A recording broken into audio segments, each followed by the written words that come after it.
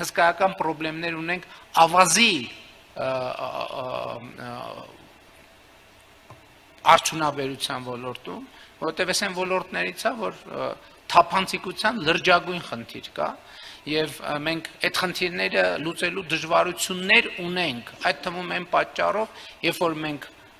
վճռական քայլերի գնալու տրամադրվածություն ենք ունենում, շինարարության այս ծավալների պատճառով շատ արագ մենք ճնշում ենք զգում շինարարության ոլորտից, որովհետև պարզվում է, որ եթե ամեն ինչ ստանդարտի մեջ տեղավորենք, պարզապես այս գոնե ինչ որ մի բավականին երկար ժամանակ Հայաստանում շինարարությունը կանգնի, որովհետև հենց ավազի ոլորտում ահռելի ստվեր կա, ընդ որում ստվեր, որը ամեն օր մեր փողոցներով եւ մայրուղիներով երթևեկում են, բայց մենք այդ ստվերին հետ առնչվելու ձևերը չենք գտել եւ սա լրջագույն մարտահրավեր է։ Էլ չեմ ասում, որ մենք ստեղ պետական անվտանգության երևույթներ տարածքային ամբողջականության խախտման խնդիրների հետ ենք առնչվում, եւ որ պարզվում է արագ գետից մենք ավազ արդյունահանելով մեր երկրի տարածքն ենք կրճատում, ոչ թե մենք, այլ նրանք, ովքեր դա անում են, եւ մենք այստեղ էֆեկտիվ հակազդման մեխանիզմներ շատ չունենք։ Ընդհանուր առմամբ ես կարծում եմ, որ ոլորտի մեծագույն խնդիրներից մեկը ոլորտի իմիջն է։ Օբյեկտիվ եւ սուբյեկտիվ պատճառներով այստեղ բազմաթիվ հարցեր են կուտակվել, եւ ես կխնդրեի ֆորումի մասնակիցներին անպայման ուշադրություն դարձնել այս խնդրի վրա։ Պետք է խոստովանել, որ հանքարդյունաբերության ոլորտի շուրջ ահագին նեգատիվ կա կուտակված, եւ մենք պետք է հասկանանք այդ նեգատիվի պատճառները, չնայած այս ընթացքում հասկացել ենք նաեւ որոշակիորեն նեգատիվի պատճառները, որտեղ ակնհայտ է, որ ընդերքը պատկանում է պետությանը եւ ժողովրդին, խնդրեմը այստեղ այն է, որ Հայաստանի հանրային գիտակցության մեջ այս ընկալումը, որ ընդերքը պատկանում է ժողովրդին եւ պետությանը, այդքան էլ ճշմարտացի չի թվացել եւ ժամանակն է, որ մենք այս խնդրի վրա աշխատենք եւ մենք այս խնդրի վրա աշխատում ենք։ Ես ուզում եմ ուշադրություն հրավիրել միայն այն հանգամանքին, որ հիմա Հայաստանի կառավարությունը եւ իդեմս կառավարության նաեւ ժողովուրդը ըստ էության մասնաբաժին ունի Զանգեզուրի պղնձամոլիբդենային կոմբինատում, մասնաբաժին ունի Ամուսարի հանքում եւ սա շատ կարեւոր է։ Էլ ուզում եմ ընդգծել նաեւ, որ մենք բյուջետային համակարգի մասին օրենքում շատ կարեւոր փոփոխություն արեցինք ազդակիր համայնքներին հանքարդյունաբերության ոլորտի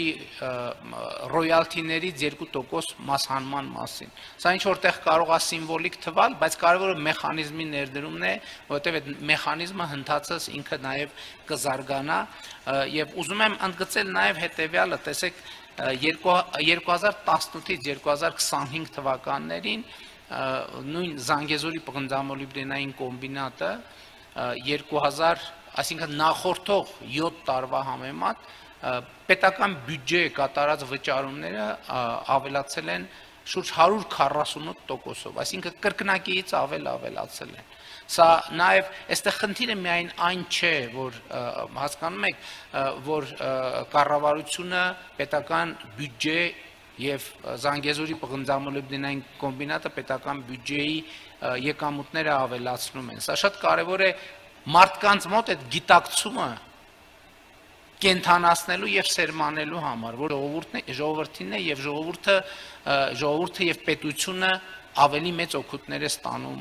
այդտեղից։ Ի վերջո այդ վճարումները դառնում են ճանապարհներ, այդ վճարումները դառնում են դպրոցներ, այդ վճարումները դառնում են մանկապարտեզներ, այդ վճարումները դառնում են անվտանգություն եւ այլն եւ այսպես շարունակ, եւ ես շատ կարեւոր եմ համարում այս հանգամանքը եւ ուզում եմ ընդգծել նաեւ, որ մենք 2018 թվականից շատ քննարկում ենք, առայժմ ավելի շատ քննարկում ենք մեր հանքարդյունաբերության համապատասխանությունը լավագույն միջազգային բնապահպանական ստանդարտներին։ Էս էլ է խնդիր, որ մենք իհարկե չեմ կարող ասել, թե ոչինչ չենք արել այս ընթացքում, բայց նաեւ հաստատված ավանդույթները կամ մշակույթը փոխելը հեշտ գործ չի։ Մենք պետք է սա հասկանանք, բայց մյուս կողմից պետք է նաև առերեսվենք այն խնդրի հետ, որ սա առաջնահերթություն է, որովհետև շրջակա միջավայրի նկատմամբ հոգսը շատ էական է, մանավանդ հիմա, մանավանդ այս շրջանում, մանավանդ սիմվոլիկ առումով, երբ մյուս տարի Հայաստանը հյուրընկալելու է կենսաբազմազանության COP17 համաշխարհային գագաթնաժողովը,